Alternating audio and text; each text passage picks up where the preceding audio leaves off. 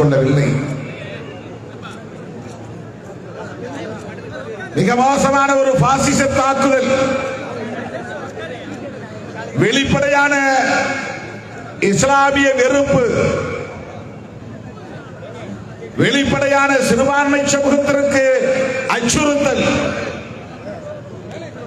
உலகில் எந்த தேசத்திலும் இந்த 21ஆம் நூற்றாண்டிலே ஜனநாயகத்தை உயர்த்தி பிடிக்கும் காலகட்டத்தில் இப்படி ஒரு ஆட்சி நிர்வாகம் எங்கும் இல்லை. ஐநா பேரவையில் கண்டிக்கிறார்கள், மனித உரிமை கவுன்சிலில் கண்டிக்கிறார்கள். சிறுபான்மை சமூகத்தினருக்கு மிக பெரும் அச்சுறுத்தலாக இருக்கிற ஒரு அரசுதான் மோடி அரசு என்று ஐரோப்பிய யூனியன் அவையிலே, ஆட்சி நிர்வாக அவையிலே பல உறுப்பினர்கள் வன்மையாக கண்டித்திருக்கிறார்கள். இதுவரையில் இந்திய நாடு, இந்திய அரசு இவ்வாறு பகிரங்கமாக எந்த ஒரு தேசத்திலும் கண்டனத்திற்குள்ளாகியதில்லை. வெட்கக்கேடு, மானக்கேடு. மோடி ஆட்சிக்கு வந்த நாளில் இருந்து உலக அரங்கில் இந்தியாவின் மதிப்பு சரிந்து கொண்டே இருக்கிறது. உலக நாடுகள் வெளிப்படையாக கண்டிக்கிற ஒரு அவமானகரமான ஆட்சி மோடி தலைமையிலான பாசிச ஆட்சி. வக்ஃப் திருத்த சட்டத்தை எனக்கு முன்னர் பேசியவர்கள் உங்களுக்கு எடுத்துரைத்திருக்கிறார்கள். இந்த சட்டத்தை திரும்ப பெறுகிற வரையில்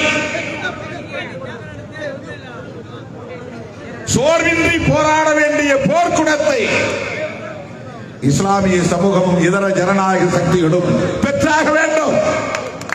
சோர்ந்து விடக்கூடாது, தளர்ந்து விடக்கூடாது, நம்பிக்கையை இழந்து விடக்கூடாது.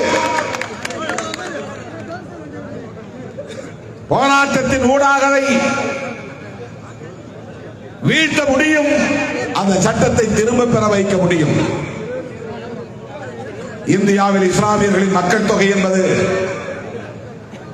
15 விழுக்காட்டுக்கு மேல்,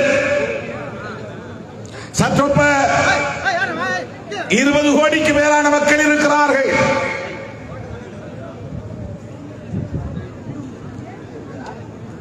இன்னும் ஒரு நாடு இங்கே உருவாகக்கூடிய அளவுக்கான மிக கொடூரமான ஒரு ஆட்சியை மோடி தலைமையில் நடத்தி கொண்டிருக்கிறார்கள், தூண்டுகிறார்கள். இந்த வெறுப்பின் இறுதி நிலை அப்படித்தான் கொண்டு போய் விடும் என்கிற அச்சத்தை ஏற்படுத்துகிறது. 20 கோடி மக்கள் தொகை என்பது சாதாரணமான எண்ணிக்கை அல்ல. உத்தரப்பிரதேசத்தில் மட்டும் 3.5 கோடிக்கு மேல் இஸ்லாமியர்கள் இருக்கிறார்கள்.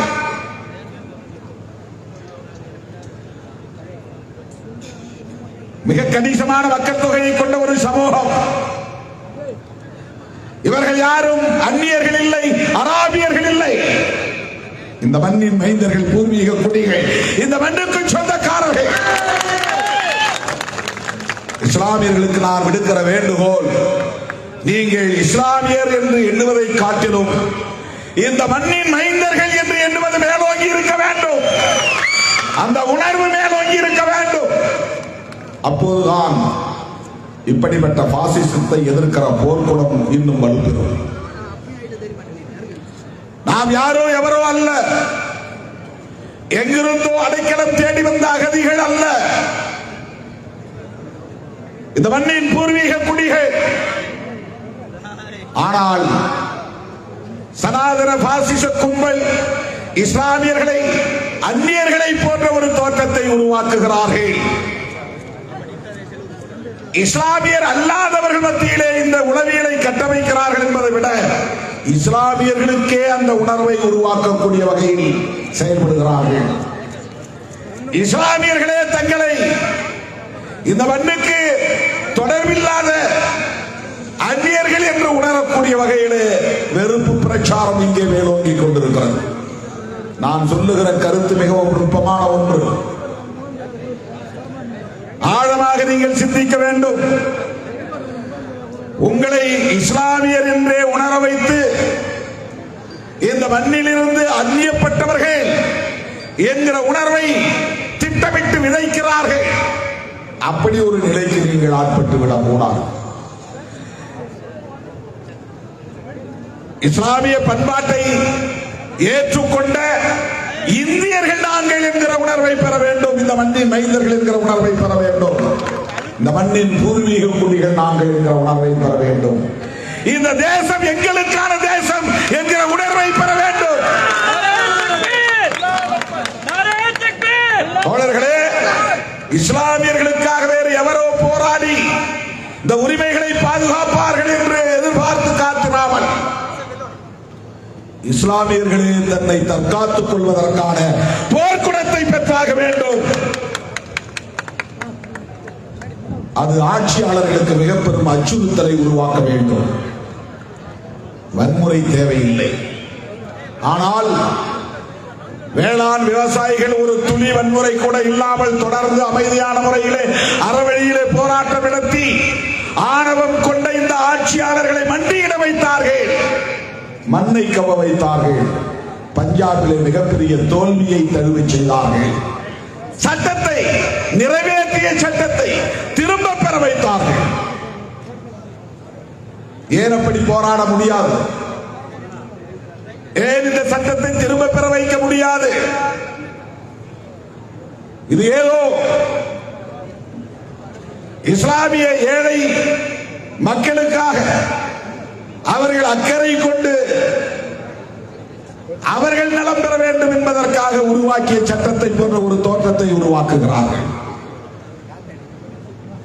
பாரதிய ஜனதா கட்சியில் ஒரே ஒரு இஸ்லாமியருக்கு கூட வேட்பாளராக இருக்கிற வாய்ப்பை கூட தராத கட்சி அந்த கட்சி. இந்த 3 பொது தேர்தல்களில் பிஜேபியில் ஒரே ஒரு எம்பி கூட இஸ்லாமியர் எம்பி இல்லை. வெளிப்படையாக உங்கள் வாக்குகள் எங்களுக்கு தேவையில்லை என்ற முடிவை எடுத்துவிட்டு காய்களை நகர்த்துகிறார்கள், செயல் திட்டங்களை தீட்டுகிறார்கள். முஸ்லிம் ஓட்டு எங்களுக்கு தேவையில்லை,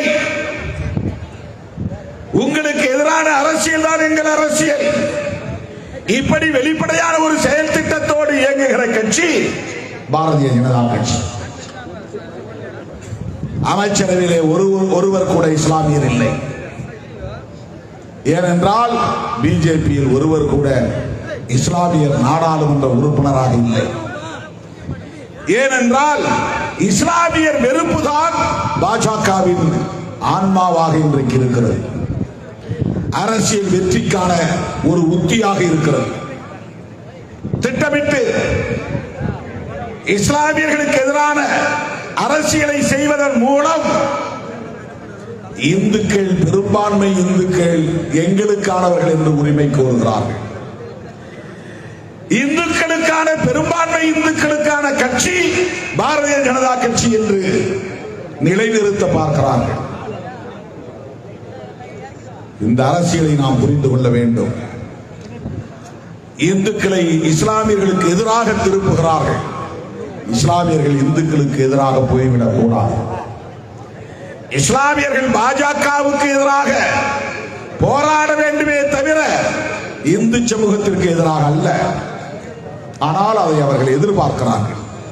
இந்த சட்டத்தின் மூலம் அதை செய்ய அவர்கள் சூது செய்கிறார்கள்.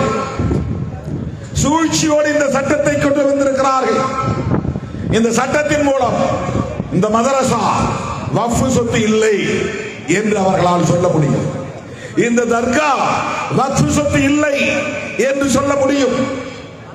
இந்த மசூதி வக்ஃப் சொத்து இல்லை, இதற்கு ஆவணம் இல்லை, எந்த ஆண்டிலே தரப்பட்டது, எங்கே பதிவு செய்யப்பட்டது, இதற்கு என்ன ஆதாரம் என்ற கேள்வியை எழுப்பி அதை பறிக்க முடியும்.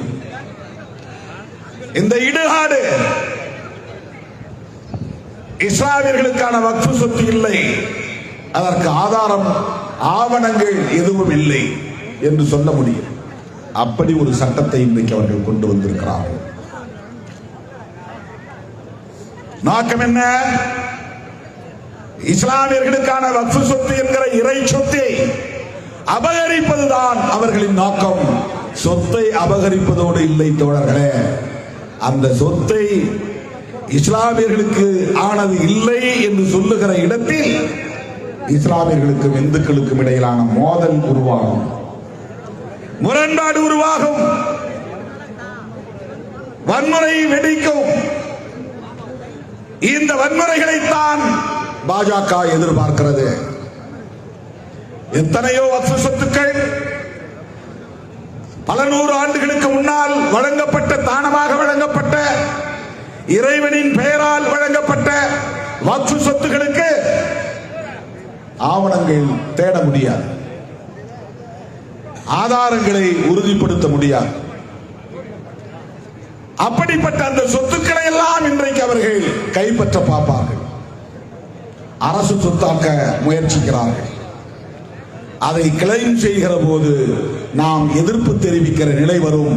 எதிர்ப்பு தெரிவிக்கிற போது அது வன்முறையில் போய் முடியும். இதுதான் அவர்களின் நோக்கம். இந்த சட்டத்தின்படி இனி ஒரு இஸ்லாமியர் கூட உடனடியாக வாய்மொழியின் மூலம் வக்ஃப் சொத்து என்று சொல்ல முடியாது. ஆவணம் தேவை, அரசு பதிவு தேவை. அந்த இஸ்லாமியர் தான் இஸ்லாமியராகத்தான் வாழ்ந்தார், 5 ஆண்டு காலம் இஸ்லாமியராக வாழ்ந்தார் என்பதையும் உறுதிப்படுத்த வேண்டும். திடீர்னு இன்னைக்கு முஸ்லிமா மாறி அவர் சொத்தை கொடுத்தாக்க நாங்க ஏத்துக்க மாட்டோம். இதெல்லாம் எதற்காக? ஏழை முஸ்லிம்களின் நலன்களுக்காகவா? எண்ணி பார்க்க வேண்டும். 5 ஆண்டுகள் ஒருவர் முஸ்லீமாக இருந்தார் என்பதை உறுதிப்படுத்தினால் மட்டும்தான் அவரால் வக்ஃப் சொத்தை வக்ஃப் செய்ய முடியும். அதற்கு ஆவணம் தேவை. அதை அரசாங்கத்தின் பதிவை பெற வேண்டும். இல்லை என்றால் அது வக்ஃப் சொத்தாக மாறாது.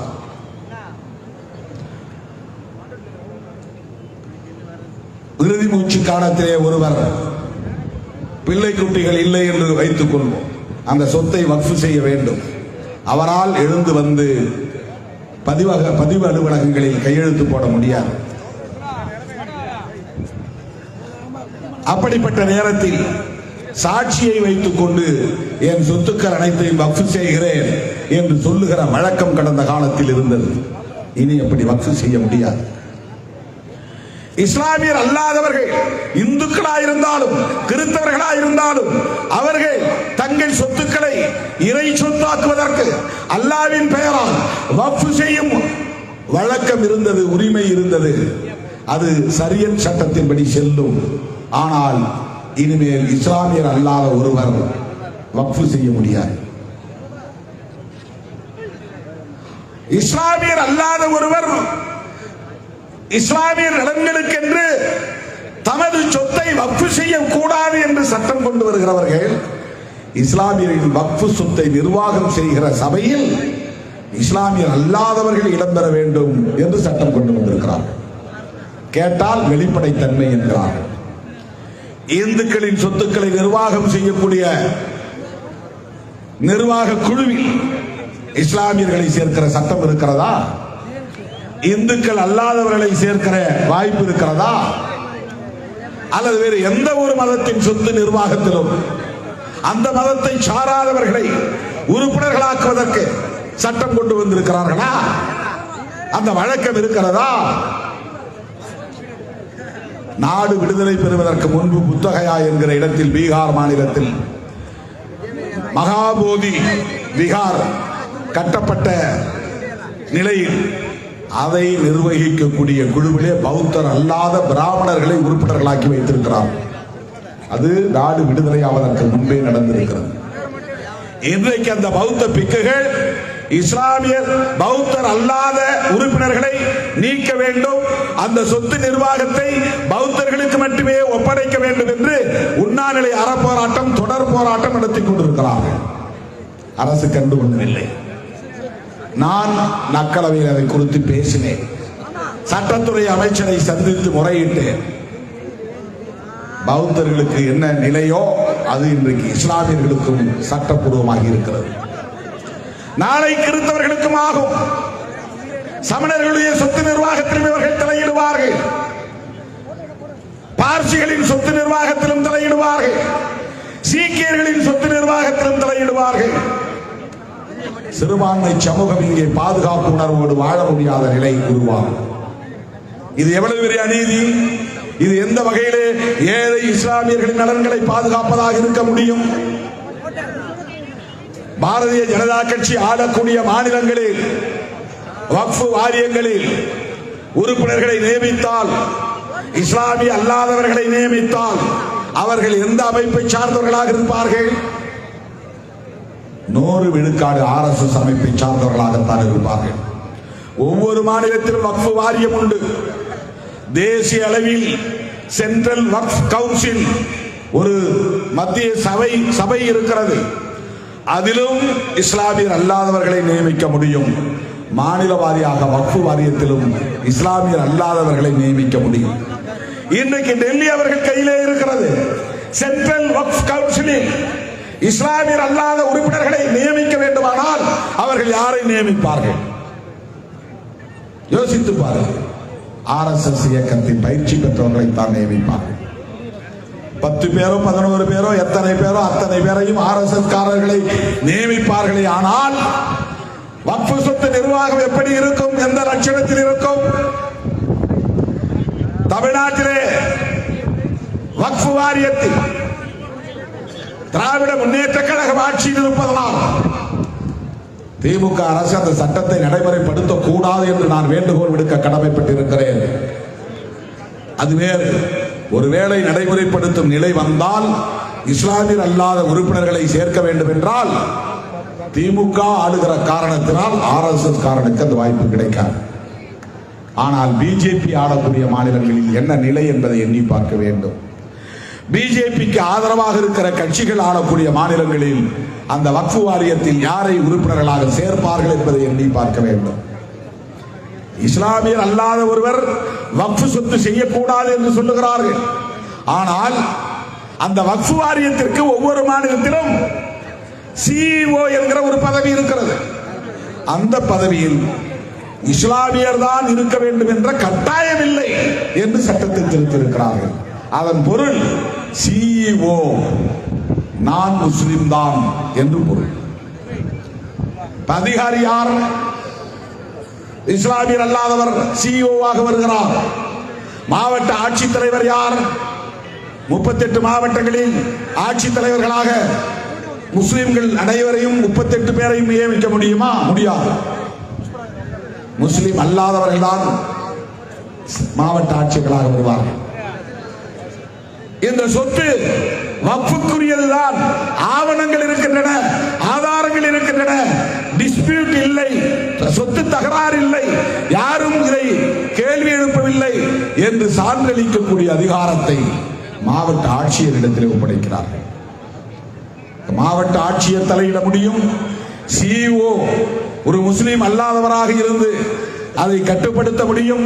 வக்ஃப் வாரியத்தில் இஸ்லாமியர் அல்லாத உறுப்பினர்கள் RSS காரர்கள் ஊடுருவ முடியும்.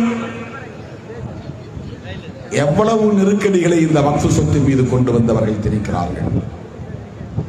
இதனுடைய நோக்கம் என்ன? மெல்ல மெல்ல இஸ்லாமியர்களை எல்லா தளங்களில் இருந்தும், எல்லா முனைகளில் இருந்தும், எல்லா திசைகளில் இருந்தும், எல்லா கோணங்களில் இருந்தும் தாக்குதல் தொடுத்து உளவியல் ரீதியாக பலவீனப்படுத்துவதுதான் அவர்களின் நோக்கம். ஏன் இஸ்லாமியர்களை பலவீனப்படுத்த வேண்டும்? ஏனென்றால் அவர்களின் இறுதி ஃபைனல் டிக்ளரேஷன் என்று ஒன்று இருக்கிறது. அவர்களின் கடைசி அறிவிப்பு ஒன்று உள்ளது. அதை எதிர்க்கக்கூடியவர்கள் இஸ்லாமியர்களும் இதர சிறுபான்மை மக்களுமாகத்தான் இருப்பார்கள். இதர சிறுபான்மை மிக மிக சொற்பமானவர்களாக இருக்கிறார்கள். இஸ்லாமியர்கள் தான் கிட்டத்தட்ட 19 கோடி பேர், 20 கோடி பேர் இருக்கிறார்கள். இந்த இஸ்லாமியர்கள் அரசியல் சக்தியாகவும் இருக்கிறார்கள், கட்டுக்கோப்பாகவும் இருக்கிறார்கள், ஒற்றுமையாகவும் இருக்கிறார்கள். மத கொள்கையின் மீது பிடிப்புள்ளவர்களாகவும் இருக்கிறார்கள். இவர்கள் மிக இலகுவாக ஒன்று திரண்டு விடுவார்கள். Final declaration. பாஜக அரசின் கடைசி அறிவிப்பு. RSS உள்ளிட்ட சனாதன கும்பலின் இறுதி லட்சியம் இந்த தேசத்தை இந்து ராஷ்டிரம் என்று அறிவிப்பதுதான். இந்த தேசத்தை இந்து ராஷ்டிரம் என்று அறிவிப்பதற்கு முட்டுக்கட்டையாக இருப்பது ஒன்று, முதல் எதிரி அரசமைப்பு சட்டம். அதை பலவீனப்படுத்துவது, நேர்த்து போக செய்வது, அது ஒரு பொருட்டே இல்லை என்று அதற்கு எதிராக CAA கொண்டு வந்தது. அதற்கு எதிராக வக்ஃப் சட்டத்தை கொண்டு வந்திருப்பது, திருத்த சட்டத்தை கொண்டு வந்திருப்பது. அதற்கு எதிராக ஜம்மு காஷ்மீர் மாநிலத்தை கூறு போட்டு அதை பலவீனப்படுத்தியது. அரசமைப்பு சட்டத்திற்கு எதிராக முத்தலாக் சட்டம் கொண்டு வந்தது. இவையெல்லாம் அரசமைப்பு சட்டத்தை டைலூட் செய்கிற, நேர்த்து போக செய்கிற தாக்குதல்கள். சட்டத்தின் பெயரால், ஜனநாயகத்தின் பெயரால், பெரும்பான்மை பலத்தின் பெயரால் அரசமைப்பு சட்டத்தின் மீதே இந்த அரசு தாக்குதல் தொடுக்கிறது.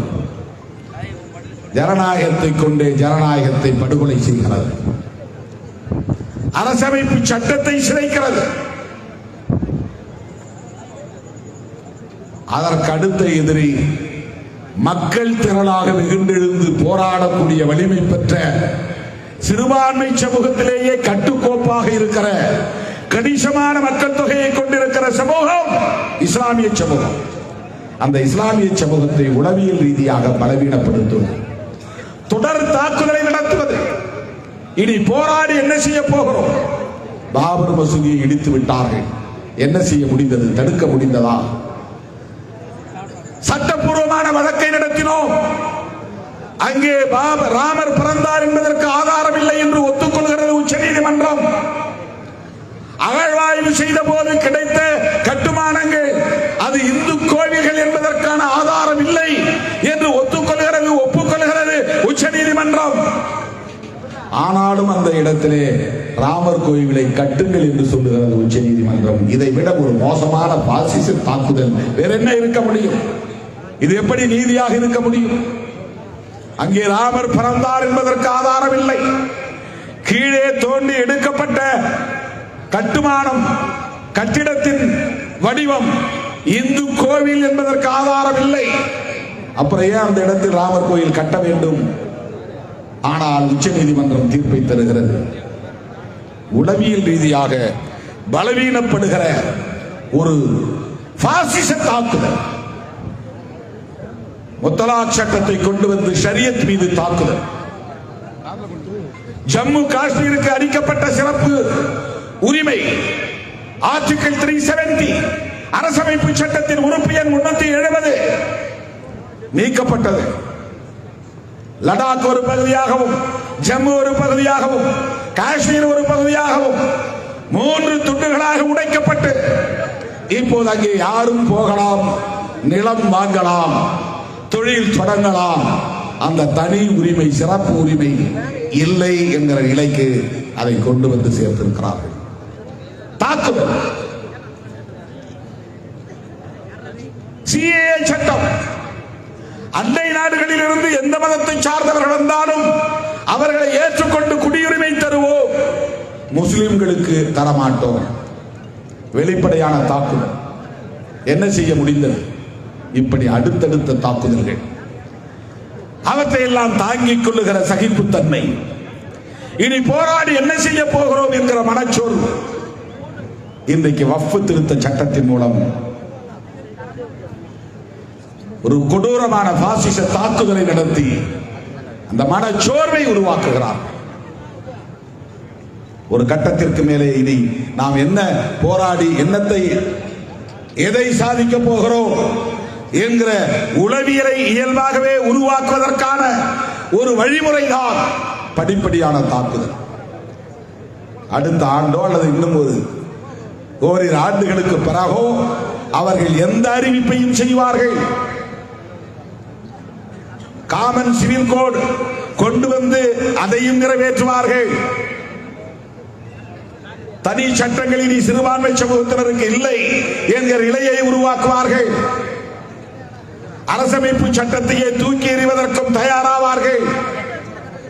அப்படிப்பட்ட நேரத்தில் போராடுவதற்கு யாரும் இல்லை என்கிற நிலையை ஏற்படுத்துவதற்குத்தான் தொடர் வெறுப்பு அரசியலையும் இங்கே உருவாக்குகிறார்கள். அதை மீறி இஸ்லாமியர்கள் வெகுண்டெழுந்தால் இந்துக்கள் என்கிற உணர்வோடு அவர்கள் இஸ்லாமியர்களுக்கு எதிரான வன்முறையில் ஈடுபட வேண்டும். அதற்கு mind set, they are preparing mindset among Hindus. யாராவது எதிர்த்து இஸ்லாமியர்கள் போராடுகிற நிலை வந்தால் தன்னியல்பாக சமூக மோதலாக மாற்றுவது, அது அரசியல் மோதலாக இல்லாமல் இந்து சமூகத்தை சார்ந்த மக்களே இயல்பாக எதிர்த்து வன்முறையில் ஈடுபடுகிறார்கள். நாங்கள் என்ன செய்ய முடியும்? நியாயப்படுத்துவதற்கான கால அவகாசத்தை அவர்கள் உருவாக்குகிறார்கள். இந்த நிலையில்தான் சிறுபான்மை சமூகத்தை சார்ந்த அறிவார்ந்த மக்கள் ஆழமாக சிந்திக்க வேண்டும். ஜனநாயக சக்திகள் பொறுப்புணர்வோடு சிந்திக்க வேண்டும். இடதுசாரி முற்போக்கு சக்திகள் இந்த தேசத்தை காப்பாற்றுவதற்கு, இந்த பாசிச கும்பலை விரட்டி அடிப்பதற்கு தீவிரமாக சிந்திக்க வேண்டும். தோழர்களே, அந்த கவலையோடு தான் இந்த பிரச்சனையை விடுதலை சிறுத்தைகள் கட்சி அணுகுகிறது. இது வெறும் வாக்கு வங்கி அரசியலோடு தொடர்புபடுத்தி பார்க்க கூடாது. 2026 சட்டமன்ற பொது தேர்தலை கணக்கிலே வைத்து திருமாவளவன் பேசுகிறான் என்றோ அல்லது திமுக தலைமையிலான மதசார்பற்ற முற்போக்கு கூட்டணி பேசுகிறது என்றோ நாம் குறைத்து மதிப்பிட்டு விடக் கூடாது. அப்படி யார் நினைத்தாலும் அது தவறு. வெளிப்படையாக சொல்லுகிறேன், இஸ்லாமியர் வாக்குகளையும் கிறிஸ்தவர் வாக்குகளையும் குறிவைத்து அதை மதசார்பற்ற முற்போக்கு கூட்டணிக்கு கிடைக்க விடாமல் தடுப்பதற்கு பல உத்திகள் இங்கே கையாளப்படுகின்றன. திமுக அரசின் மீது அல்லது ஆட்சி நிர்வாகத்தின் மீது அதிருப்தி அடைந்தவர்கள் காலம் காலமாக திமுகவுக்கே, திமுக கூட்டணிக்கே வாக்களித்திருக்கிறோம் என்று விரக்தி அடைந்தவர்கள் இனி திமுக தலைமையிலான மதசார்பற்ற முற்போக்கு கூட்டணிக்கு வாக்களிக்க கூடாது என்பதற்கான களம் அமைக்கப்பட்டிருக்கிறது. ஏதோ மாற்று சக்தியாக நாங்கள் முன் வருகிறோம், எழுந்து வருகிறோம், வெளியே வந்திருக்கிறோம், வீதிக்கு வந்திருக்கிறோம் என்று யாராவது பேசினால் அதை நீங்கள் நம்பிவிட்டால் அது பெரும் தீங்கிலே போய் முடியும். நான் உண்மையான கவலையோடு சொல்லுகிறேன், உண்மையான பொறுப்புணர்வோடு சொல்லுகிறேன். இஸ்லாமியர்களின் வாக்குகளும் கிறிஸ்தவர்களின் வாக்குகளும் தொடர்ந்து மதசார்பற்ற முற்போக்கு கூட்டணிக்கு கிடைத்து வருகிறது. பாஜகவுக்கு போட மாட்டார்கள், பாஜகவோடு கூட்டணி சேர்கிற கட்சிகளுக்கு போட மாட்டார்கள். 2021 தேர்தலிலே அதிமுக பாஜக கூட்டணி அமைத்து படுதோல்வியை சந்தித்தது. அதற்கு சிறுபான்மை சமூகத்தினரின் கோபம்தான், பெரும் கோபம்தான், ஆத்திரம்தான் அதற்கு காரணம். இன்றைக்கும் அது எடுபடாத கூட்டணி தான். பாஜக அதிமுக கூட்டணி போனி ஆகாது, எடுபடாது. சிறுபான்மை சமூகத்தினரின் ஒரு வாக்கை கூட அந்த கூட்டணியால் பெற முடியாது. அதை அமித்ஷா எதிர்பார்க்கவில்லை, விரும்பவில்லை. வேண்டாம், உங்கள் வாக்கு வேண்டாம், இதுதான் அவர்களின் உத்தி. அப்படி என்றால் இந்த வாக்குகளை கவர்வதற்கு வேறு யார் வருகிறார்கள் என்பதை நீங்கள் புரிந்து கொள்ள வேண்டும். இந்த வாக்குகளை சிதறடிப்பதற்கு இங்கே யார் தயாரிக்கப்படுகிறார்கள், யாரை தயார்படுத்தி இருக்கிறார்கள் புரிந்து கொள்ள வேண்டும். இதிலே தடுமாறினால்,